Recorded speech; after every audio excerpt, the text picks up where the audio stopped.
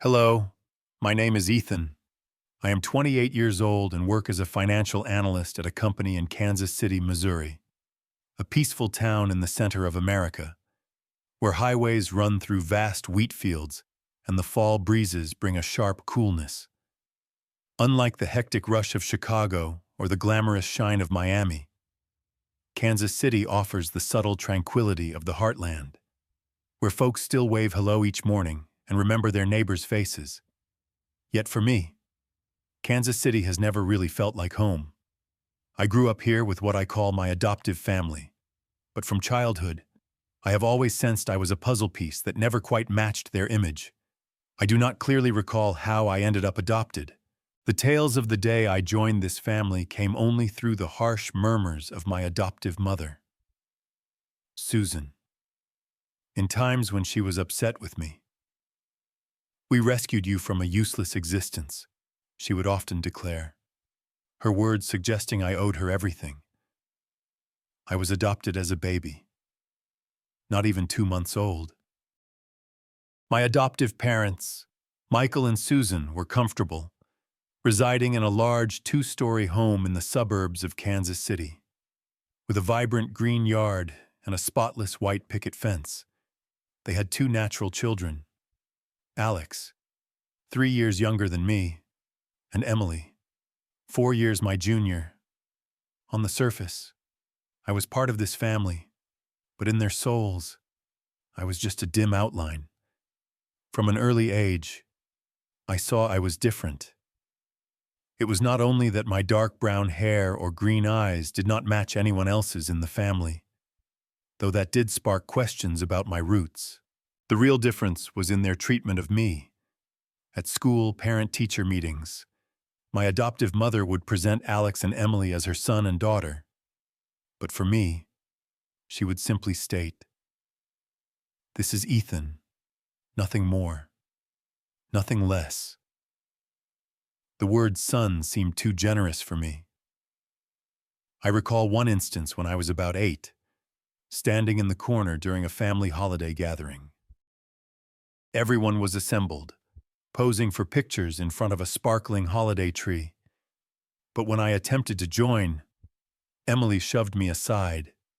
"You do not belong here," she said, as if I were an unwelcome visitor. My adoptive mother just grinned, stroked Emily's hair, and continued taking photos. I stood there, gazing at the twinkling lights, feeling as though the entire world was rejoicing while I was sidelined. All my attempts to gain recognition were futile. I shone in school, always leading my class, bringing home grades and awards that filled the refrigerator. I assisted my adoptive mother with dishes, raked the yard, even mastered folding laundry her way. But in return, I received only distant nods or a brief good. Once, I overheard her speaking to my adoptive father in the kitchen when they believed I was asleep. He does it because he must. We provided him a roof. He is indebted to us. Those words sliced into my young heart like a blade.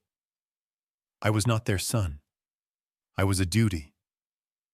But there was one person in this family who made me feel truly real. My grandfather, William. He lived on a modest farm 3 hours' drive from Kansas City, where wheat fields extended forever and the evening sky glittered with stars. Every summer, when classes ended, I was sent to stay with him. Those were the only months I felt truly alive, genuinely cared for. Grandpa never addressed me as Ethan in a stiff, remote manner. To him, I was Buddy or my dear lad. He showed me how to repair vehicles in his garage, heavy with the aroma of engine oil. He demonstrated planting potatoes in his garden, and on serene nights, he would sit on the porch, playing country melodies on his aged guitar while I joined in song. Even though my voice was hardly remarkable, Grandpa was the only one who really noticed me. When I was 11, I sat with him on the porch bench, observing a blazing orange sunset on the edge of the sky. I suddenly asked, "Grandpa, why do not Mom and Dad love me?" He paused his playing, placing his hand on my shoulder. His eyes, marked by years of lines, gazed at me for a prolonged moment. "Ethan," he said, his tone rich and comforting, "you are the finest thing that family fails to treasure. Do not base your goodness on their actions toward you. You are worth far more than that." Those words burned into my thoughts, a tiny spark glowing through my gloomiest times. I also remember another occasion when Grandpa led me to the meadow behind his farm. As we watched the sunset, he abruptly inquired, "Do you ever ponder about your real mother?" The query shocked me. I had not dwelled much on her. My adoptive mother always claimed my birth mother was careless and that I should not concern myself with her. But Grandpa's eyes, brimming with enigma and worry, made my pulse quicken. "I do not know," I responded, my voice shaky. "I do not think she desired me." Grandpa grasped my hand, holding it firmly. "Never believe that.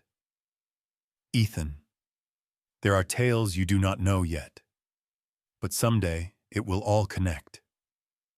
Those cryptic words sowed a seed of wonder in me, a notion that my life might conceal a mystery larger than I could envision. But the comfort of those summers with Grandpa could not wipe away the isolation within me. Each return to Kansas City brought the chilly detachment of my adoptive family. Alex always viewed me as a competitor unworthy of notice. He would taunt me before his pals, labeling me the outsider when he thought no one listened. Emily was distinct. She was not overtly mean, but her gaze always held a remoteness, as if I were a foreigner under the same roof. I strived not to let it shatter me. I convinced myself that if I labored harder, excelled more, acted flawlessly, one day they would perceive me differently. But deep inside, I knew that aspiration was as delicate as a string. Every morning, I awoke in my tiny attic space, the only room in the house without a large window facing the front yard. Alex and Emily had roomy areas adorned with posters and playthings, while mine contained merely a single bed, an ancient desk, and a dimming lamp. I did not protest. I had learned that protesting only prompted my adoptive mother to scowl and say, "You should be thankful you have a spot to rest." But each time I descended the stairs, I felt like a visitor in my own residence. There is one memory I will never erase. When I was 13, the family hosted a birthday celebration for Emily. The living room overflowed with cake, balloons, and joy. I had spent days crafting a wooden necklace for her, hoping she would appreciate it. I wrapped it neatly in a little box, bound it with a blue ribbon, and set it on the gift pile. When Emily unwrapped it, she glanced at the necklace, then pushed it aside to reveal costlier presents. A new tablet from our parents, a set of sneakers from Alex. My adoptive mother did not even acknowledge my gift. I stood in the corner, sensing my heart being crushed. After the event, I discovered the necklace in the garbage, tangled with wrinkled wrapping. I retrieved it, wiped it clean, and stored it in my private container. That was the final time I attempted to offer a gift to anyone in the family. Another hurtful recollection occurred when I was 15. I resolved to do something to impress my adoptive father. Michael was a strict man, constantly occupied with his construction firm. He seldom spoke to me, but I had heard him boast to friends about repairing the family's old van. I believed if I could achieve something similar, he would regard me differently. I slipped into the garage with tools Grandpa had given me from a prior summer. Alex's old scooter with a damaged wheel rested in the corner. I devoted hours lubricating it, securing parts, attempting to make it functional again. When my adoptive father returned home, I eagerly guided him to the garage to display it. But he merely glanced and stated, Do not touch Alex's items. They are not yours. I stood frozen, feeling as if the blood in my body had halted. I wanted to clarify that I was only trying to assist, but the words lodged in my throat. I returned to my room, closed the door, and wept by myself. My youth passed in that manner, a blend of warm summers with Grandpa and frigid winters in a splendid but affectionless house. I learned to conceal my feelings, to grin even when my spirit was fracturing. I assured myself that one day I would discover where I truly fit. But at that time, I did not realize that path would guide me to a reality more agonizing than anything I had endured. As I reached 18, the chance to depart Kansas City arrived like a release. I earned a full scholarship to the University of Missouri in Columbia. Just over 2 hours' drive from home. It was not a vast distance, but to me, it seemed like a gateway to a fresh realm.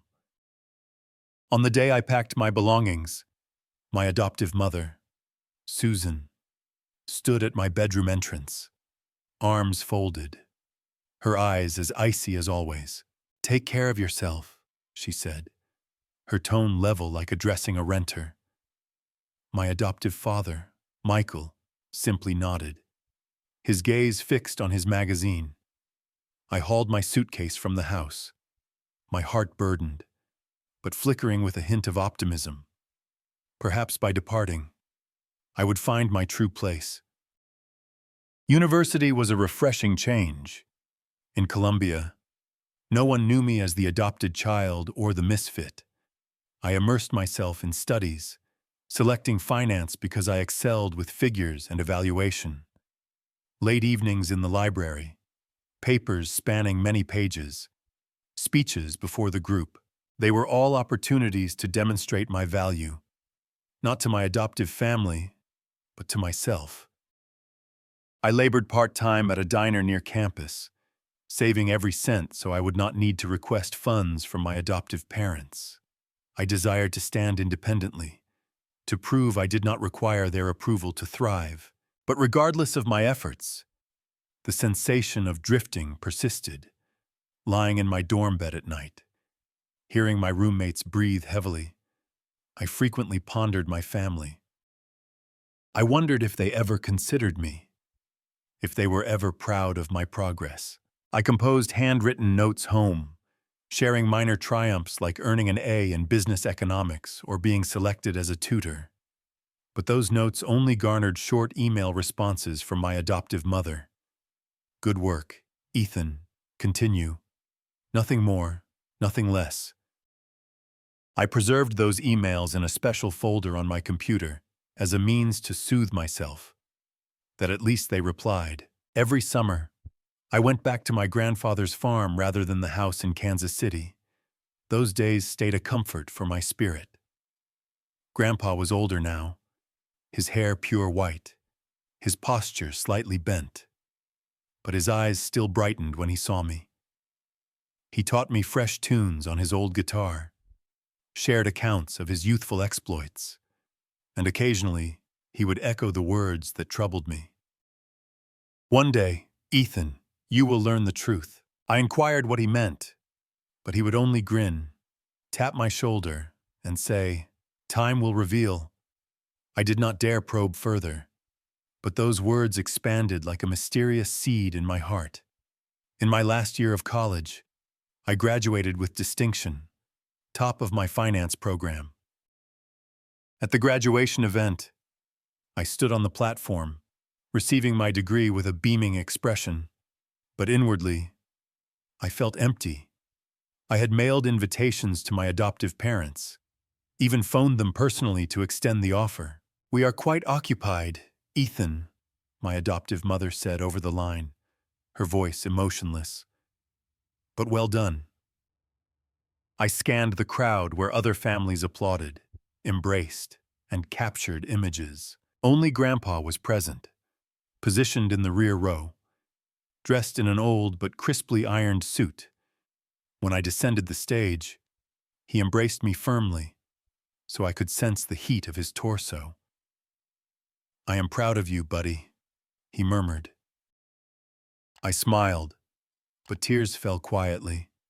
It was the first time I had wept before him. After graduation, I accepted a position offer from a financial company in Kansas City. I chose to return, not for my adoptive family, but to remain near Grandpa.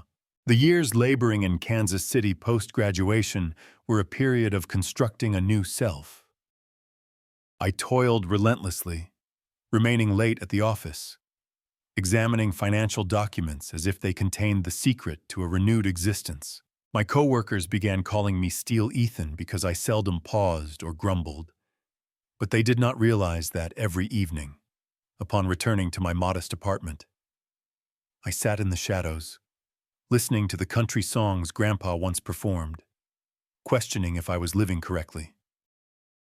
As my job steadied, my earnings increased, I started sending funds to my adoptive parents monthly, not because they requested, but because I believed it was a method to repay them. But whenever I phoned to inquire, my adoptive mother would only remark, "Thank you, but you do not have to." Alex and Emily, now grown, still depended on our parents. Alex had left college and passed his days socializing with companions, while Emily was fixated on fashion and sharing on social platforms. I did not envy them. I merely hoped that someday they would regard me as kin. 5 years later, I was elevated to senior analyst at the firm. It was a significant achievement, not just for the salary boost, but because I felt nearer to my vision, creating a life of pride. Yet, no matter my success, I could not fill the emptiness in my soul. I yearned for a family, not the impressive house in Kansas City's suburbs, but a spot where I truly fit. Then a notion emerged: a Thanksgiving meal. Thanksgiving is the occasion for folks to assemble, to express gratitude for life's blessings. I thought that if I organized an ideal dinner and invited the entire family, perhaps they would see me as more than Ethan, the adopted child. Perhaps this time they would gaze at me with kinder eyes. I devoted weeks to preparation.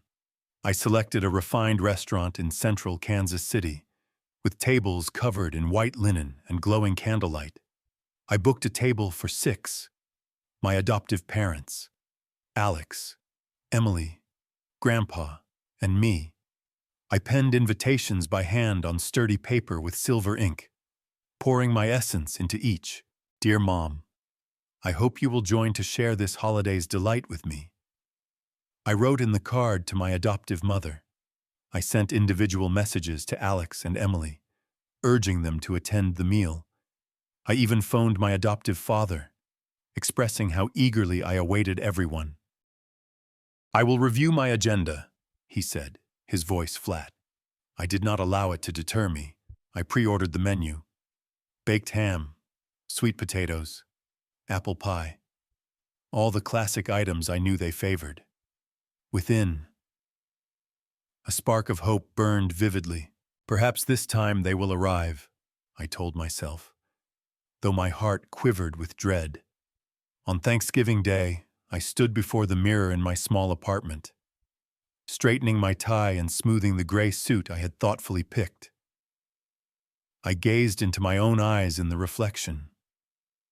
Those deep green eyes my adoptive mother once noted did not resemble anyone else's in the family, I assured myself.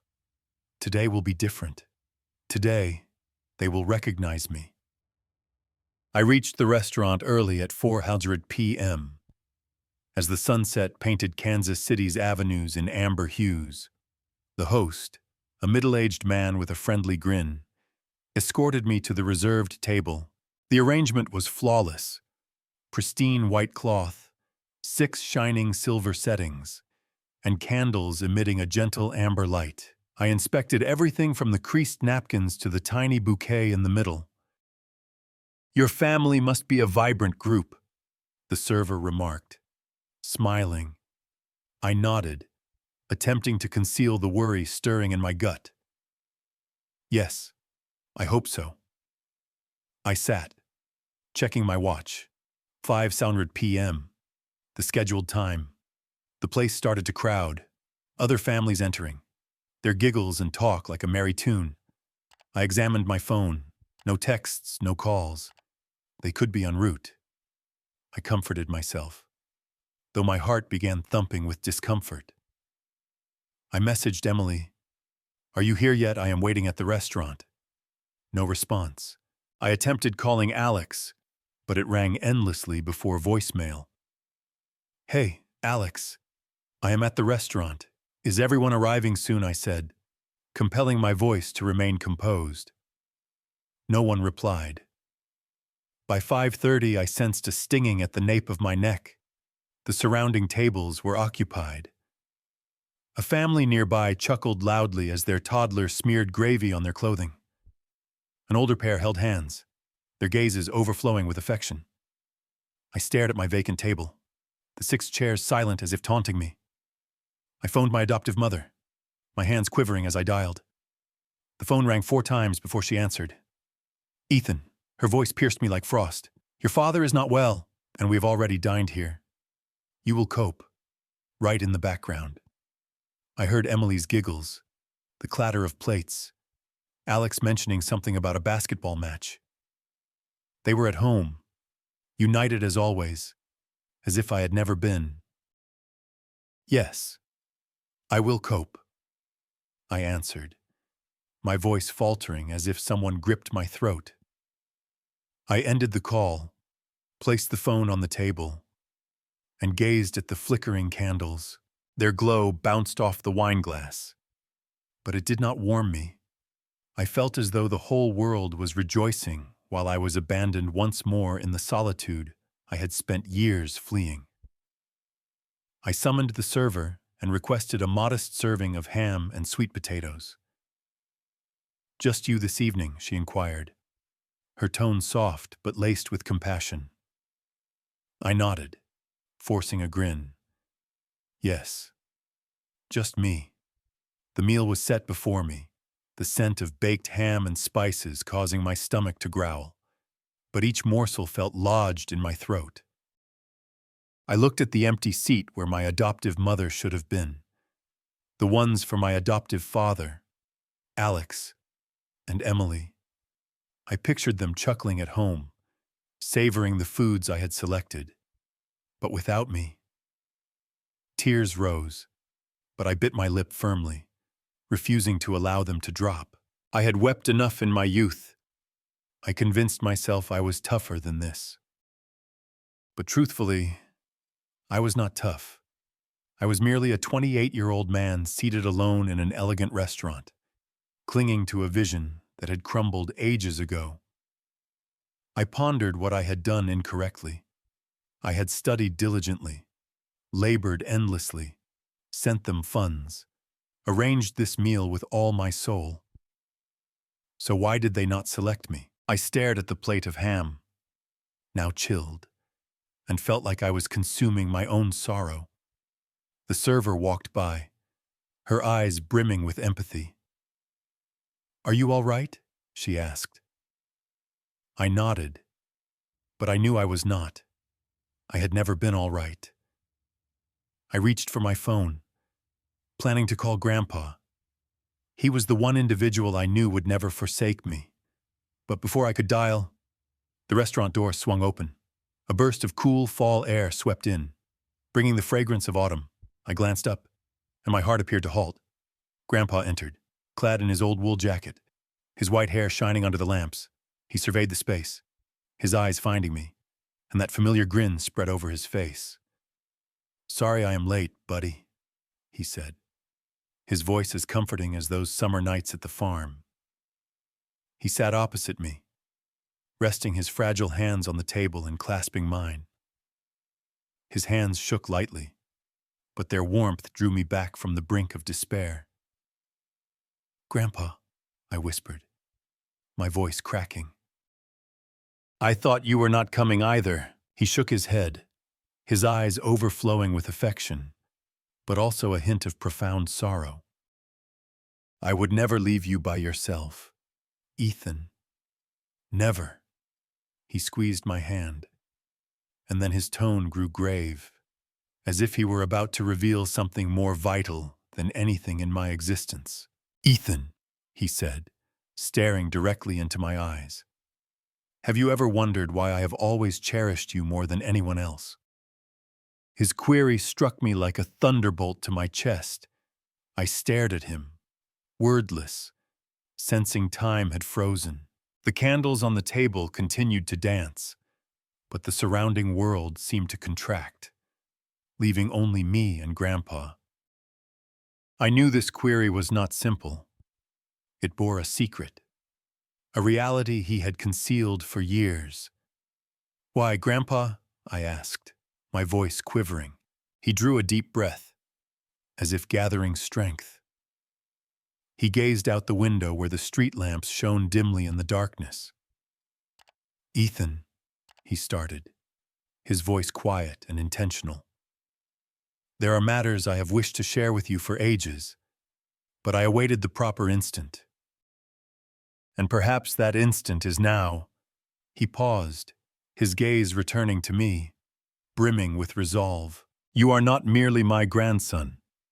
You are part of a narrative that both you and I have been entangled in." My heart raced. I felt as though I stood before a portal, and Grandpa possessed the key. "What narrative?" "Grandpa," I inquired, my voice scarcely audible. He did not respond immediately. Instead, he withdrew an aged, faded envelope from his coat pocket and set it on the table, pushing it toward me. "Open it." "Ethan," he said. "But before you do, promise me one thing. No matter how hurtful the truth, you will not let it ruin who you are." I gazed at the envelope, my hands trembling as I touched it. I did not know its contents, but I sensed its heaviness. Not the heaviness of paper, but of the years I had lived, of the queries I had never dared confront. I looked at Grandpa, and in his eyes, I saw both affection and apprehension. "Grandpa," I said, my voice faltering, "I am ready." Grandpa nodded gradually, his stare penetrating me, as if recalling distant years I had never experienced.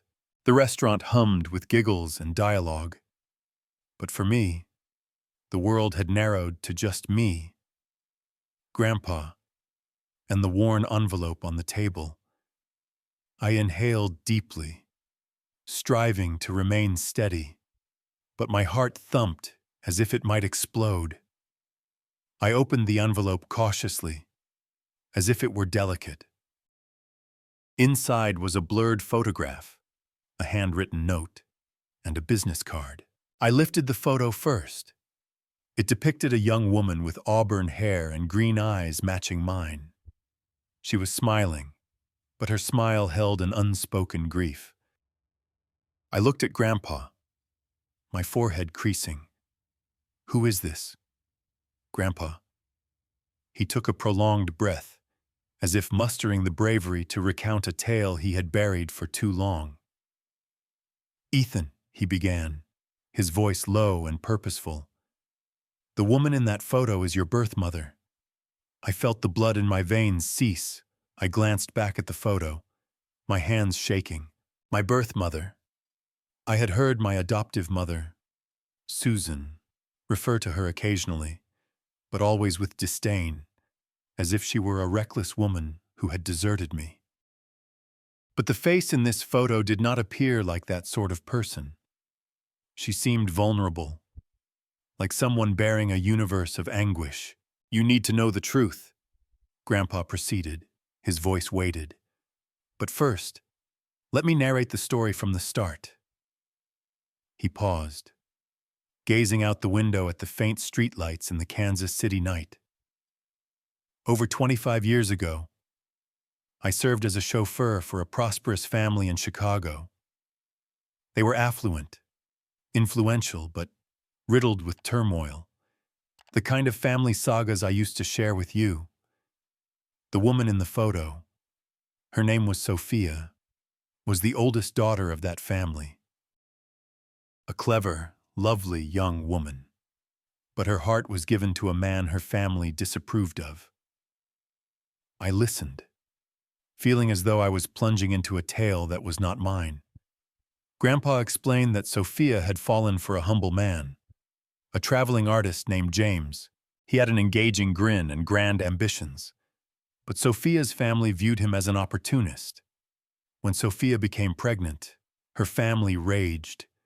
They cast her out, severed all ties, leaving her isolated with a child on the way. James, the man Sophia had entrusted everything to, deserted her too when he understood he could gain nothing from her rich family. Sophia was plunged into despair, without shelter, without kin, with only an unborn baby, me. Sophia came to me in her bleakest times, Grandpa said, his eyes misting as if reliving the recollection. She had been evicted by her parents, residing in a dilapidated flat on the edges of Chicago, working shifts at a bakery to endure. I would visit after duties, and we became close. She shared her aspirations, about desiring to provide her child a superior life, but she knew she could not at that point. He paused, his voice wavering. When you were born, Sophia implored me for aid. She said she required time to reconstruct her existence, to become a mother deserving of you. She requested I care for you.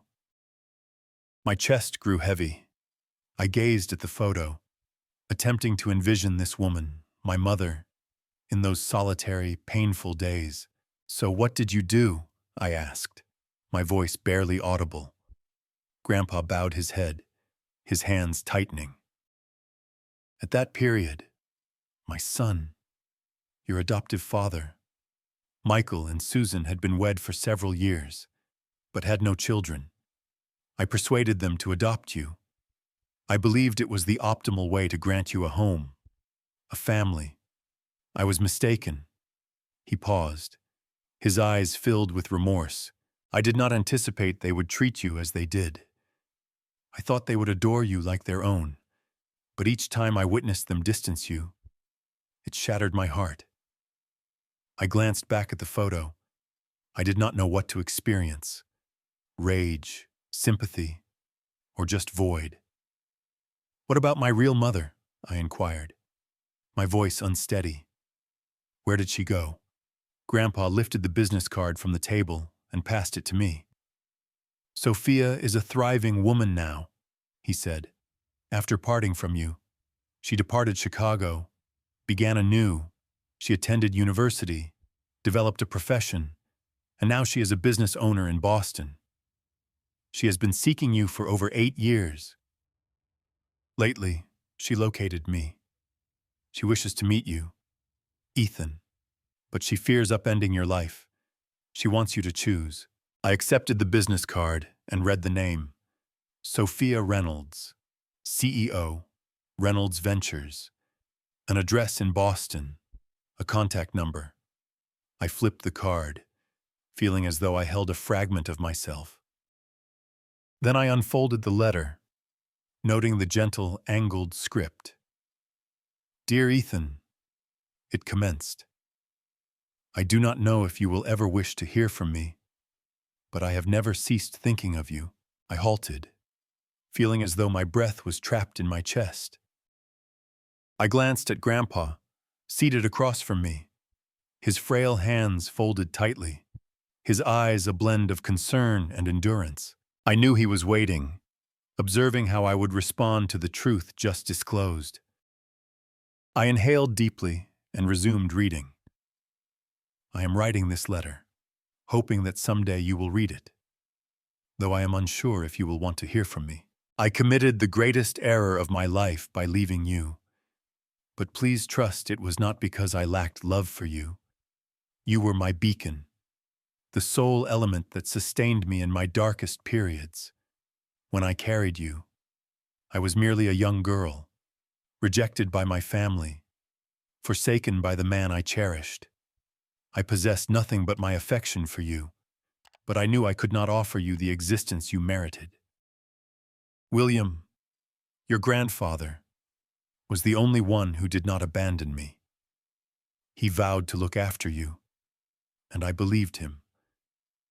I departed not because I wished to erase you, but because I desired to become a mother you could take pride in.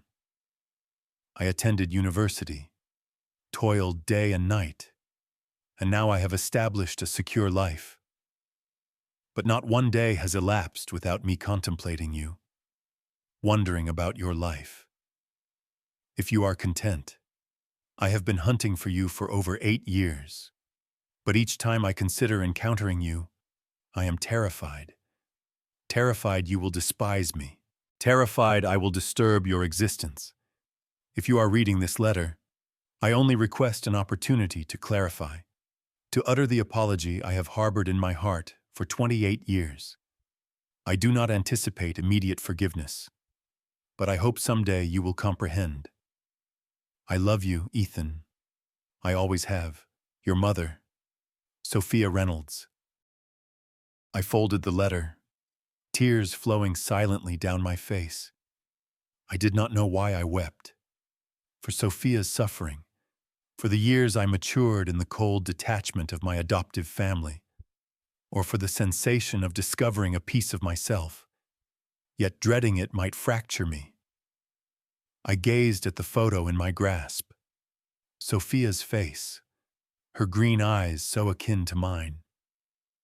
I attempted to picture her in those days, a young woman alone, cradling me on her final night before entrusting me to Grandpa. I did not know what to feel. Anger, pity, or just an indefinable emptiness. Grandpa, I said. My voice choked. What do I do now that I set the letter on the table, looking at him, seeking guidance, a path? Should I meet her or disregard this and continue as if I never knew Grandpa took my hand, his trembling but warm? Ethan, he said, his voice quiet and tender. I cannot choose for you. This truth is yours, and only you discern what your heart conveys. I just want you to recall one thing. No matter the difficulty of the route you select, you are never isolated. I will always be here.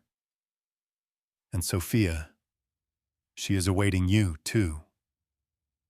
I gazed into his eyes, witnessing the honesty and love he had bestowed upon me all these years. He was not merely my grandfather. He was the one who upheld his vow to Sophia, who protected me when the world turned away. I inhaled deeply, sensing a choice forming in my heart. I want to meet her, I said, my voice more stable than anticipated. I want to go to Boston. I need to see her now, and I need to hear her tale from her own words. Grandpa smiled, a smile of both pride and ease. Then pursue what feels correct, buddy. But before you depart, is there anything else you wish to do? Anything you need to resolve before entering this new phase? I pondered briefly. Then a thought ignited. I want to visit my adoptive parents' house, I said, my voice quiet but determined. I want to inform them about this, not to quarrel or accuse, but to let them know I discovered a part of myself. I want them to grasp that I am no longer the adopted child they can overlook. Grandpa nodded, a spark of determination in his eyes. Very well, Ethan. I will accompany you. Whatever transpires, I will be there. We exited the restaurant, my mind still swirling from Sophia's letter. The Kansas City night was chilly, the wind causing a shiver, but Grandpa's presence next to me kept me anchored. We entered his old truck, the known scent of engine oil and timber reminding me of farm summers. Are you certain about this? Ethan, he asked as he ignited the motor. Confronting them will not be simple. I am certain, I replied, though part of me remained fearful. I did not know how my adoptive parents would respond, but I knew I had to do this, not to demonstrate anything, but to conclude one segment of my life before commencing the next. We drove through Kansas City's known avenues, past homes radiant with Thanksgiving illuminations, families united. When we arrived at my adoptive parents' grand two-story home, my heart throbbed. Light poured from the living area, and I heard Emily's laughter, Alex's animated talk. They were still festivities, as if my meal had never occurred. I alighted from the truck, Grandpa beside me. I rapped on the door, and when my adoptive mother, Susan, opened it, her eyes flashed with astonishment before reverting to their usual frostiness. "Ethan," she said, her voice level, "what brings you here so late?" "I need to speak," I said, striving to maintain steadiness. "To all," she wavered, but widened the door. I entered, Grandpa trailing, and saw my adoptive father, Michael, in his recliner, Alex and Emily consuming apple pie on the couch. They glanced at me, but no one rose to welcome. "What is this regarding Ethan?" Michael asked, his tone mildly annoyed, as if I were a bother. I inhaled deeply, feeling Grandpa's hand rest gently on my shoulder. "I just discovered the truth about my birth mother," I said, my voice strong but touched with feeling. "She is alive, and I'm heading to Boston to meet her. I just wanted you all to know, because I have called you family for 28 years. Quiet blanketed the room. Emily ceased chewing, her eyes flickering with discomfort. Alex grinned as if preparing a mocking comment, but Grandpa's firm glance quieted him. Susan folded her arms, her stare glacial. "Is that so?" she said, her voice laced with mockery. "You think locating your real mother will alter anything? You are still just the adopted child. Ethan, do not harbor illusions." Her words cut like a dagger, but this time I did not let them defeat me. "I am not illusory," I responded, meeting her gaze. "I just want to live authentically. Thank you for providing a home, but I no longer require validation from anyone here." Michael rose, about to speak, but Grandpa lifted a hand to halt him. "Enough, Michael," he said, his voice resonant. "You have had 28 years to treat this boy as a son, and you have faltered. Now, allow him to tread his own course." I turned and departed the house, feeling as though I had discarded a heavy load. Grandpa followed, and as we re-entered the truck, he clasped my hand. "You performed well, buddy," he said, his voice brimming with pride. Back at my apartment, I commenced preparations for the journey to Boston. I held Sophia's business card, entering her number into my phone, but my finger paused before calling. I was not prepared to converse, not ready to hear the voice of the woman who birthed me, but I knew I needed to encounter her, to gaze into her eyes and comprehend why she left me and if she truly cherished me, as she penned in her letter. I looked at Grandpa seated on my couch, holding the tea I had prepared for him. "Will you join me?" I asked. He grinned, that known grin I had relied on for years. "If you desire, I will go. But this is your voyage, Ethan. I am just along for the journey." I nodded, a fresh determination igniting in my heart. I would travel to Boston, confront Sophia, and uncover answers to the queries that had plagued me for 28 years. 3 days later, Grandpa and I were on an early flight to Boston. He wore his old wool jacket, clutching the armrest firmly as the plane ascended. "I am not fond of flying," he grumbled, but his grin stayed warm. I gazed out the window at the white clouds below, wondering if Sophia pondered me as much as I did her. I clutched her business card in my pocket, my fingers outlining the words, Reynolds Ventures. I envisioned Sophia as a robust, accomplished woman, but in my thoughts, I still saw the young girl from the photo. the woman with sorrowful eyes and a delicate grin. When the plane touched down at Boston Logan Airport, my heart accelerated. Boston welcomed us with a gentle mist, small droplets sliding down the cab's windows as we ventured into the city. This location was worlds from Kansas City, towering buildings, crowded roads, and the subtle scent of tea everywhere. Grandpa and I settled into a modest hotel near the center. After unpacking, he retrieved his phone and dialed Sophia's number. I sat on the bed's edge, hands clenched, absorbing every word. "Sophia, it is me, William," he started, his voice composed. "I am in Boston with Ethan. He wants to meet you." After a short exchange, he disconnected and turned to me. "Sophia will meet us at a tea shop in Faneuil Hall Marketplace. She is emotional, Ethan, but she is also frightened, just like you." I nodded, unable to utter. That afternoon, Grandpa and I entered a warm tea shop nestled in the vibrant Faneuil Hall Marketplace. The aroma of brewed tea blended with the briny scent of the nearby harbor. The shop featured aged brick walls, compact wooden tables, and gentle illumination from suspended lights. I selected a table by the window where I could view the active street filled with people holding umbrellas and bags. Grandpa sat opposite, observing quietly. "Are you okay, buddy?" he asked. "I do not know," I confessed, my hands intertwining, my legs jittering anxiously.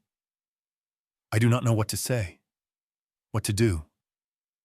What if she is not what I anticipate?" Grandpa placed his hand over mine. "Just be yourself, Ethan. That is all Sophia desires." I nodded, but my heart still raced. The clock showed 1:55 p.m. I kept glancing at the door, startling each time the bell chimed, hoping it was Sophia. Then, at precisely 2:00 p.m., the door opened. A woman entered, dressed in a long charcoal coat, her auburn hair neatly pinned. She wore spectacles, but I instantly recognized those deep green eyes, the same from the photo, identical to mine. She scanned the area, and when her gaze met mine, she paused. I saw her hand quiver slightly as she approached. I stood, my legs unstable. Grandpa stood as well, offering a tender grin. "Sophia," he said warmly, "this is Ethan." Sophia looked at me, her eyes falling to the small crescent-shaped mark on the back of my hand. A shaking smile appeared on her lips. "Ethan," she whispered, her voice fracturing, "you look more like me than I pictured." I did not know what to express. All I could do was stand there, staring at the woman who birthed me. There were no torrents of tears, no outburst of words, just an uneasy blend of sentiment, as if we both feared ruining the instant. Sophia stepped closer, and before I could respond, she drew me into an embrace. It was not a fierce, overpowering hold, but a quivering one, as if she cradled something breakable. I felt her warmth, the subtle fragrance of her scent, and an odd feeling, like I had found a portion of myself. She murmured in my ear, her voice choked with feeling, "Can you forgive me for allowing you to grow up so isolated?" I did not reply immediately. I embraced her in return, sensing time pause. I reflected on my years in Kansas City, the nights I wept alone in my attic room, the occasions my adoptive family pushed me aside. I desired to say I forgave her, but the words stuck. Not because I did not wish to forgive Sophia, my mother, but because I had not yet learned to forgive myself for permitting pain to shape me all those years. I released, gazed into her green eyes so like mine, and whispered, "I am here now. Mom." It was all I could muster in that instant. Sophia smiled, a quivering but optimistic smile. We sat, Grandpa quietly beside us like a silent protector. The tea shop in Faneuil Hall Marketplace hummed with the chatter of visitors, the scent of brewed tea, and the far-off sound of waves from the harbor. But in that moment, my world centered on the woman before me, the one who birthed me, parted from me, and now sought to return. "How did you grow up?" Sophia asked, her voice gentle but keen. "I want to know everything. If you are ready to share." I gazed down at the teacup before me, vapor rising faintly. I did not know where to commence.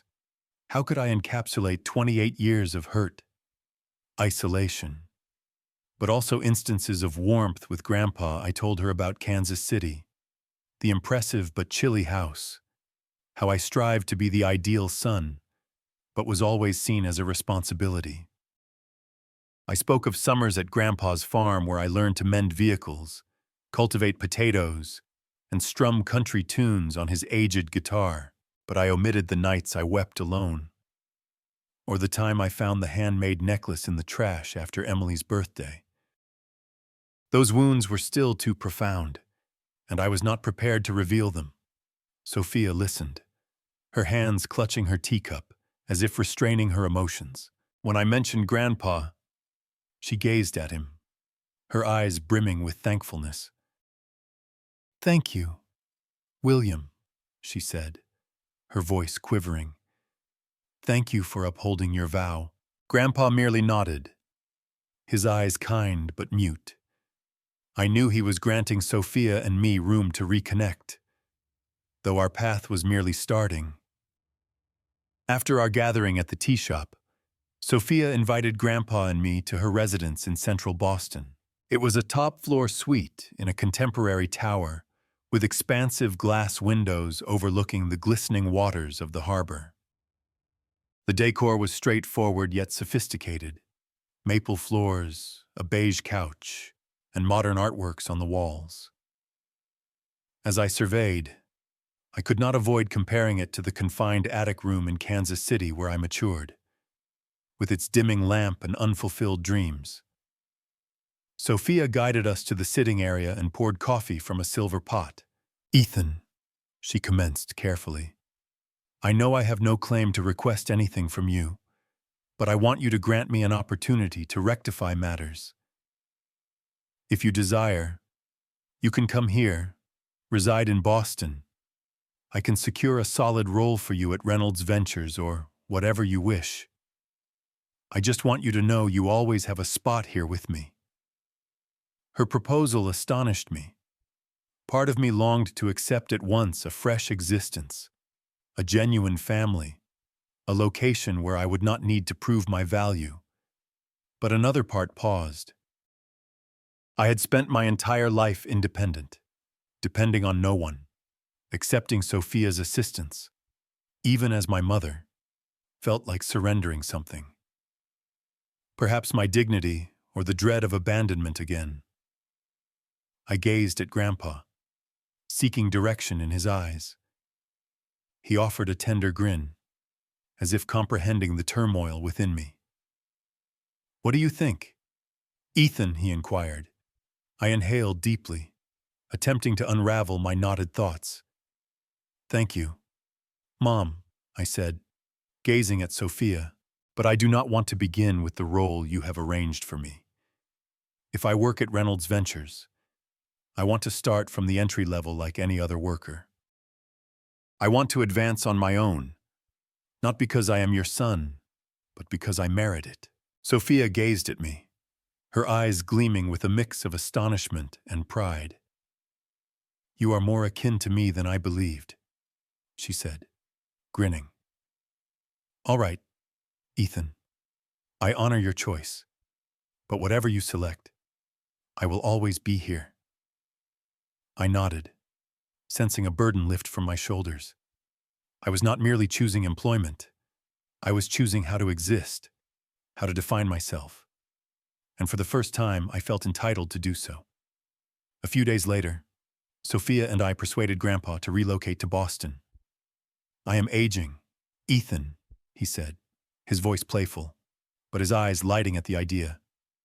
But if you and Sophia want a cranky old fellow around, I will not protest. Sophia laughed warmly. The first time I had seen her chuckle so openly.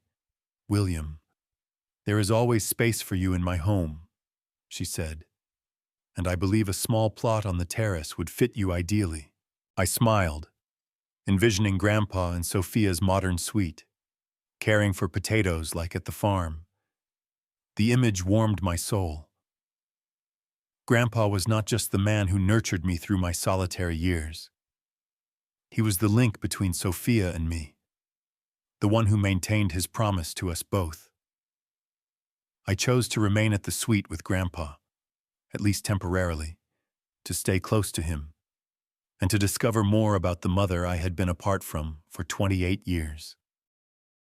I applied to Reynolds Ventures and was employed for a beginner financial analyst role, not because Sophia influenced, but because my credentials excelled.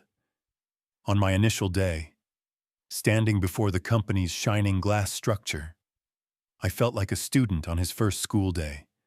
But this time, I was not afraid of dismissal. I had Sophia, Grandpa, and most crucially, myself.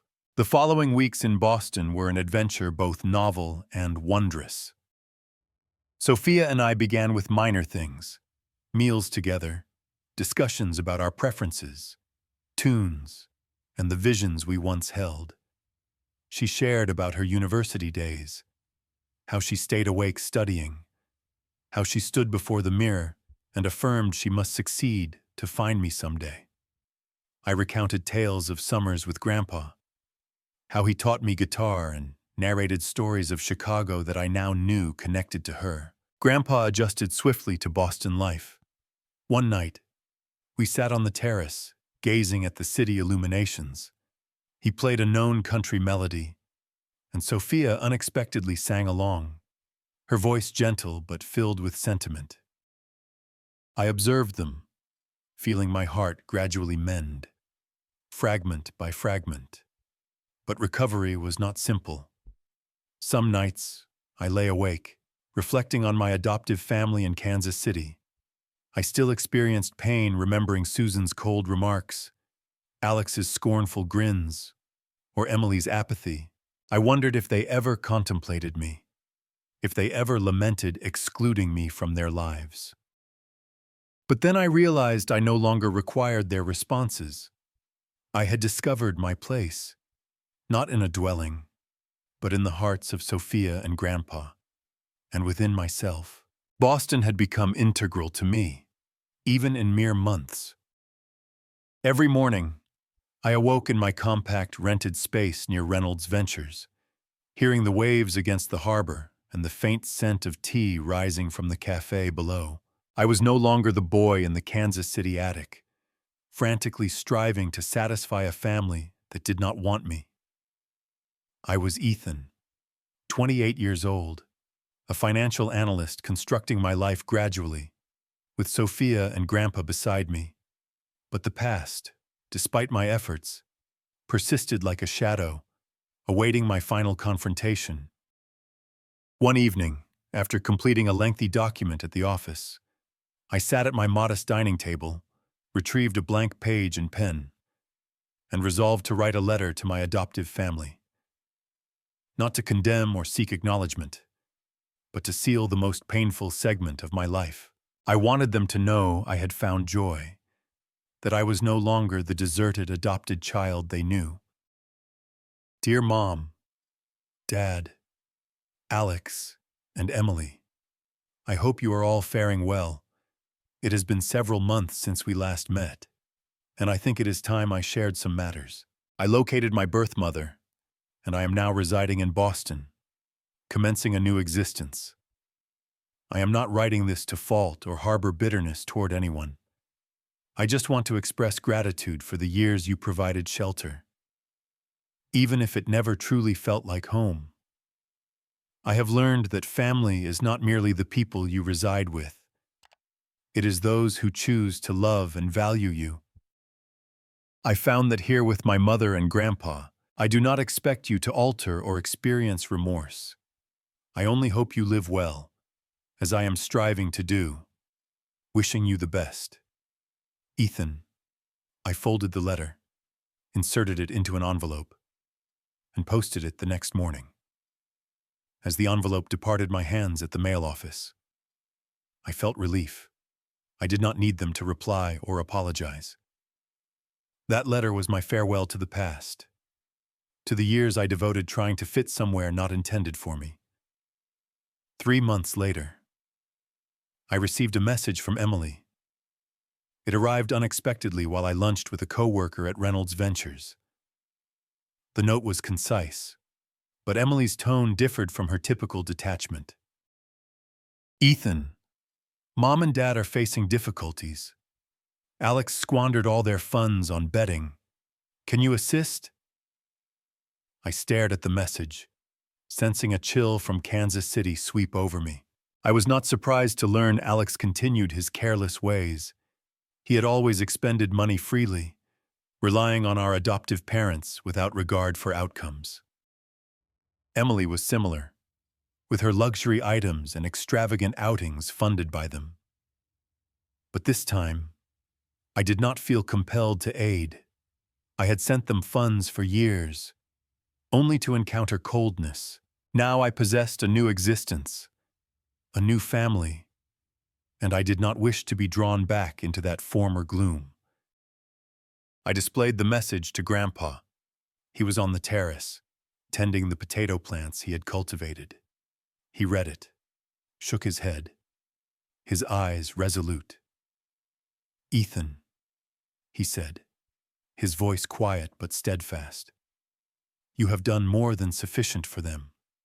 They had their opportunity to treat you properly, and they did not.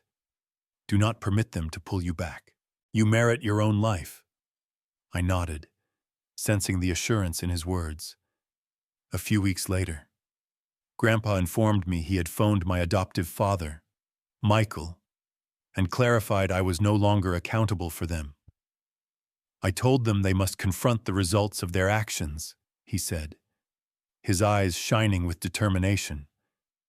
They cannot exploit you anymore. I did not seek details, but I knew Grandpa had handled what was essential. My adoptive family, with their lavish habits and Alex and Emily's recklessness, faced economic collapse. But this time, I did not feel culpable. I had granted them ample time, ample chances. It was time to concentrate on my own existence. That autumn, I organized a modest gathering at Sophia's suite to mark my 29th birthday, unlike the solitary Thanksgiving meal in Kansas City. This time, the table overflowed with joy and comfort.